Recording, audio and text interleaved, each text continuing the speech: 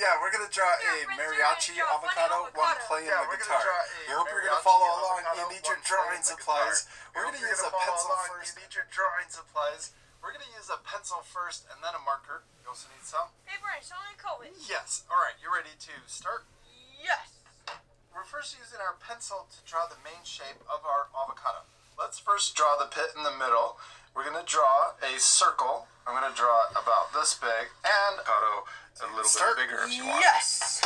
We're first using our pencil to draw the main shape of our avocado. Let's first draw the pit in the middle. We're going to draw a circle. I'm going to draw it about this big, and I'm pressing firm or hard so that it shows up on the camera, but our friends can press lightly so that it's easier to erase at the end. And you could also draw your avocado a little bit bigger if you want. The nice thing about using a pencil first is you can get the shape just the way you want it, and also the size that you want, and you can...